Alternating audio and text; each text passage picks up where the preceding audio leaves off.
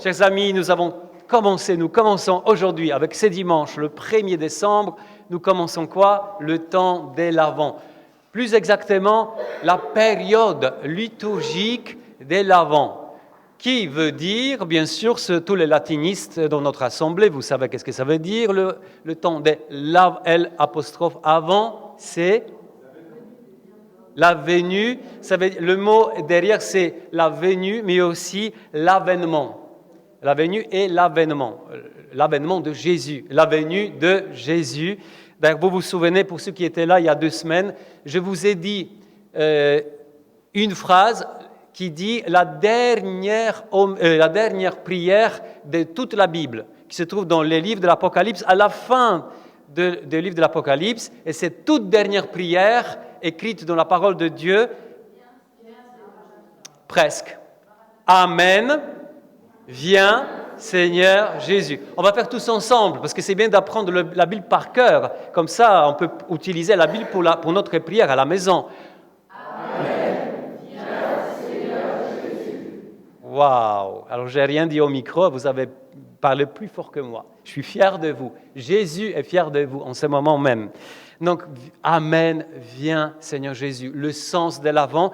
Et vous savez, parce que vous êtes bien formés, que pendant la période de l'Avent liturgique, nous pensons à l'avènement, à la venue de Jésus, tout d'abord dans la gloire. C'est pourquoi aujourd'hui l'Évangile, où Jésus annonce sa venue dans la gloire d'une certaine manière, accompagné de certaines choses qui ne sont pas très sympathiques, mais aussi l'Avent, c'est aussi l'attente de Jésus dans sa venue que nous allons commémorer, actualiser dans la liturgie pendant la fête de Noël. Voilà. Donc d'ailleurs, 2 choses aujourd'hui. Tout d'abord, le temps de l'Avent, c'est le temps de la préparation. Ça, je ne vous découvre rien. Il suffit d'ouvrir votre Internet ou bien aller dans n'importe quel magasin, même chez vous, je suis sûr, et même chez nous, à l'église. Vous voyez que tout commence à parler de Noël, de la venue de Jésus. Parce que, tout d'abord, nous pensons à des cadeaux de Noël. Je suis sûr qu'il y a certains parmi vous, vous avez commencé à faire la liste ou bien même acheter en profitant de certaines promotions, etc. Les cadeaux de Noël, c'est très bien.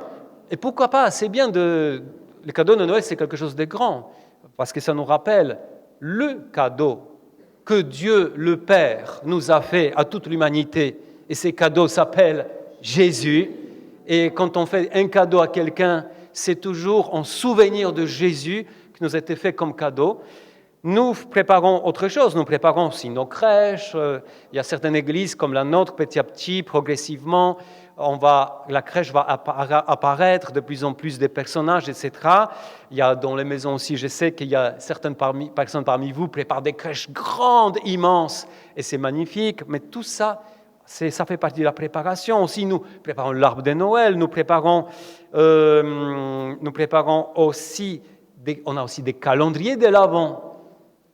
Alors, c'est très à la mode au niveau commercial ces derniers temps, mais il faut savoir que le premier calendrier de l'Avent était inventé par nos frères et sœurs protestants en Allemagne au début du siècle XXe pour cheminer, pour aider aux gens et aux enfants, et cheminer jour après jour et arriver le 24 au soir, Noël.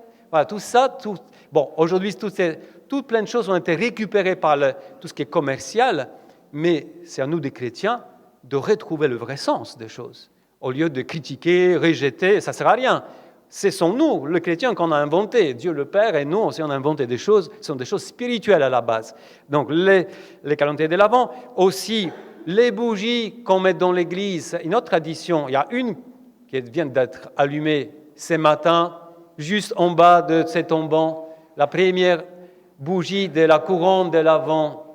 Et tout ça pour nous aider à nous préparer pour fêter la venue de Jésus. Les prêtres aussi, le pauvre, enfin, je ne sais pas si le pauvre, mais les prêtres dans toutes les églises, pendant le temps de l'Avent, s'habillent en violet.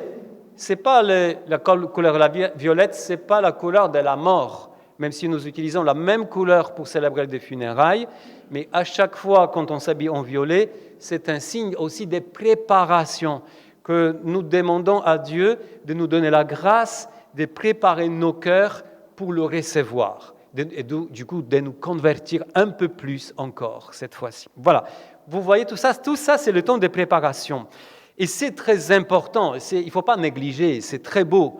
C'est juste, il faut retrouver le sens profond des choses qu'on fait. Amen ou pas amen? Amen. Mais il y a deuxième chose aujourd'hui, dans cette liturgie, dans ces lectures, nous voyons autre chose. Il y a quelque chose qui se termine et quelque chose qui commence. Et comme il y a une nouvelle naissance, un renouveau. Et ça, c'est encore le sens de l'Avent. Bon, déjà, une vieille année liturgique vient de se terminer. Vous le savez, depuis ce matin, nous sommes entrés dans la nouvelle année liturgique et spirituelle. Donc, il y a quelque chose derrière nous laissons derrière nous quelque chose, et il y a une nouvelle chose qui commence. La première lecture, le prophète Jérémie nous dit que Dieu promet que quelque chose de vieux, de la descendance de David, tout ça, on va naître quelque chose de nouveau, une nouvelle pousse. Et cette pousse, bien sûr, ça s'appelle Jésus plus tard. C'est l'annonce de Jésus, c'est quelque chose de vieux, même si ça pousse, ça prend les racines dans le vieux, mais il y a quelque chose de complètement nouveau qui va éclore. Et Jésus, dans l'Évangile lui-même, il dit que ce monde que nous connaissons, finalement, ce monde, c'est un monde éphémère, ce n'est pas un monde permanent, c'est un monde qu'un jour va se terminer, va s'arrêter, mais ce n'est pas tout, pour donner quelque chose de nouveau, un monde renouvelé par la venue dans la gloire de Jésus. Et ça, c'est très beau, cette image de ces renouvellements. Seulement que, quand on voit cet évangile d'aujourd'hui, on peut avoir peur. On peut être un tout petit peu dans l'inquiétude. Alors que Jésus lui-même dit aujourd'hui, il y a des hommes, en voyant ces choses-là, auront tellement peur qu'ils vont mourir de peur sur le champ. Et Jésus rajoute, mais vous, Jésus vous dit aujourd'hui à toute l'Église, à ceux qui croient en lui, mais vous, ici présents, mais vous, ceux qui nous regardent sur Internet, mais vous, quand ces choses viennent, relevez-vous et redressez la tête. C'est fou ça, c'est incroyable. Alors que nous-mêmes, on n'a pas Jésus va venir un jour, oh non, Seigneur, pitié, pas pendant toute ma vie, non, après, la génération après, dans le 22e siècle, 23e, mais là, laisse-moi tranquille, Jésus. Mais Jésus, non, c'est le contraire. Quand je viens, tu vas être super content. Alors pourquoi il dit ça? D'abord, retrouvez un tout petit peu l'évangile, le même évangile de Saint Luc. Juste avant qu'il dise ça, Jésus dit, un jour, vous, les chrétiens, à cause de mon nom, à cause de votre foi en moi, vous serez incompris, vous serez rejetés. Certains parmi vous, vous allez mourir, on va vous martyriser à cause de mon nom. Et après, il dit, mais quand le temps dernier viendra, vous allez vous relever, alors que vous étiez par terre, vous allez vous relever, vous allez redresser la tête. Et c'est très beau, parce que quand Jésus vient, en fait, dans la gloire, c'est qui vient? Alors, qui est Jésus? Qu'est-ce que la parole de Dieu nous dit de Jésus? On l'appelle, c'est qui Jésus? Allez-y, allez, c'est parti. Sauveur, c'est juste. Dieu, c'est juste. Le Messie, c'est juste, encore, c'est pas tout. Alpha, Oméga, c'est juste. Bon berger, c'est juste. Dieu parmi nous, c'est juste. Hein? Notre rempart, c'est juste. Encore, c'est pas... allez-y. L'envoyé, c'est juste. Sauveur, c'est déjà dit. Encore, allez-y. Soyez courageux. Le Verbe incarné, le Verbe, c'est juste, allez-y. La lumière du monde, c'est juste, allez-y. L'Emmanuel, c'est très juste, allez-y. Le Fils de l'homme, c'est juste, encore. Oui, je ne vais pas dire au micro, c'est lent, c'est juste. Mon bien-aimé, le bien-aimé, c'est juste. Le? Oui, c'est juste. Je ne vais pas répéter parce que c'est un peu long, je ne vais pas répéter au micro. Encore? Le rocher, c'est juste. C'était déjà dit. Le fils de Marie, c'est juste. Allez-y. Qui? Abba, c'est le Père. Là, on parle de Jésus. Allez-y. La pierre angulaire, c'est bien, c'est juste. Allez-y. Notre roc, c'était déjà dit. Le pain de vie, c'est juste. L'échelle de Jacob, c'est juste. Deuxième personne de la Trinité, c'est juste. Non, ça, c'est pas biblique, par contre. C'est pas dans la Bible, deuxième personne de la Trinité. Ça, c'est de la théologie catholique. C'est juste, mais c'est pas biblique. Allez-y. Le roi des rois, c'est juste. Le juste, c'est juste. Allez, encore deux, trois titres de Jésus que nous trouvons dans la Bible. Grand prêtre, c'est juste. Le prince de la paix, c'est juste. La victime offerte pour nos péchés, c'est juste. L'agneau de Dieu, c'est juste. Ça, c'était déjà dit. Encore? Je suis, c'est juste. Les serpents du bronze, d'une certaine façon, oui. Le guérisseur, oui, c'est juste. Le roi des Juifs, c'est juste. Encore deux, trois mots, allez. Parce que je suis clément avec vous, hein, miséricordieux. L'étoile du matin. L'étoile du matin. L'étoile du matin, c'est juste. Bon, on est pas mal déjà. Je rajoute deux, trois trucs. Par exemple, on pourrait rajouter facilement, on l'appelait aussi le Maître. On l'appelait aussi le Seigneur, Jésus.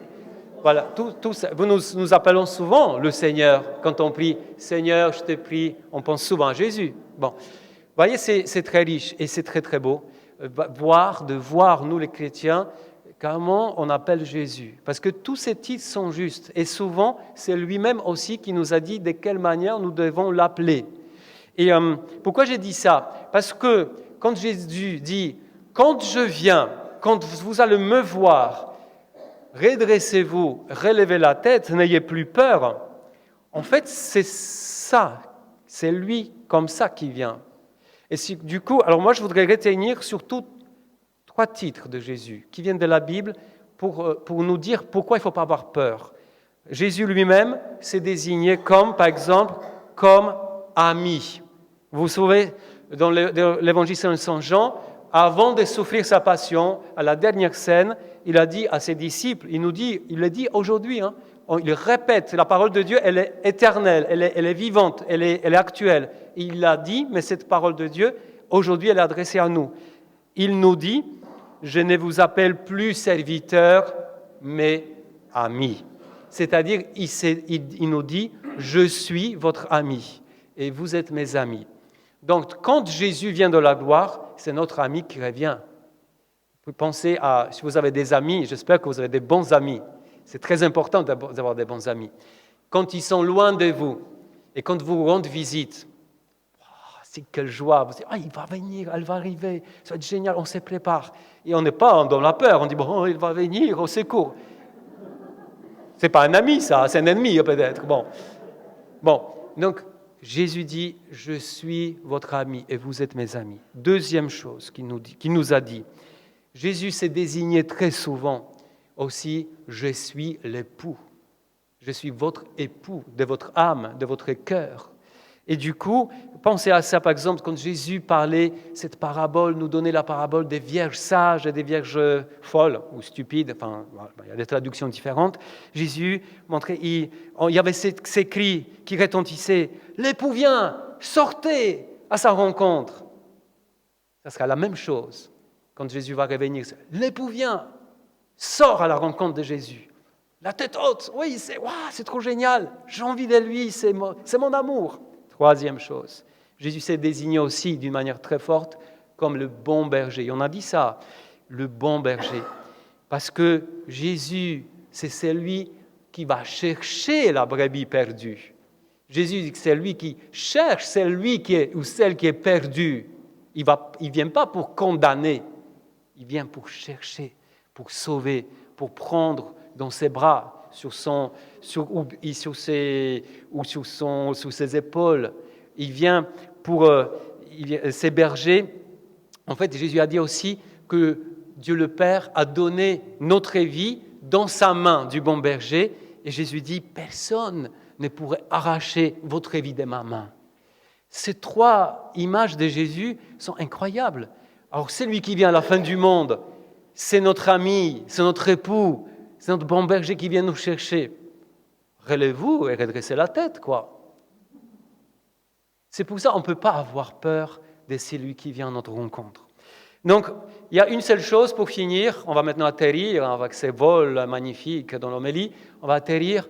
Jésus dit de quelle manière faire. C'est quoi le remède quand même pour bien vivre ces temps d'attente? Il dit une seule chose. Il dit « Restez éveillés et priez ».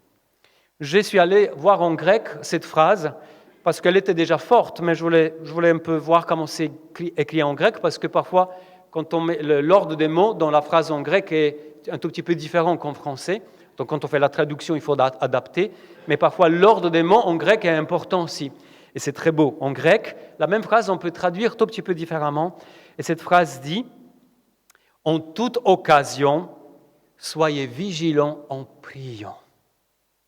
En fait, si tu veux être vigilant, Jésus t'invite à être prié, à renouveler le temps de ta prière personnelle. Donc aujourd'hui, on va demander cette grâce, que le Seigneur nous aide à préparer le temps de Noël qui viennent, à vivre ce temps de préparation de l'Avent, en nous souvenant, en reprenant les sens profonds des choses que nous faisons, des choses bien, qui sont bien, toutes ces préparations, tous ces cadeaux, toutes ces décorations, que nous retrouvions les choses profondes et aussi que nous puissions nous-mêmes renouveler, que lui nous donne la grâce de renouveler notre prière, que quand on dit « je prie Jésus » ou « je prie Dieu », je sais moi dans mon cœur qui j'ai pris, avec quel mot j'ai pris. Et que le Seigneur nous donne tout cela à vivre à fond jusqu'au 24, que nous puissions exploser de joie, complètement renouvelés, alors que les choses anciennes passent et les choses nouvelles arrivent dans notre cœur, dans notre vie, dans notre monde. Amen.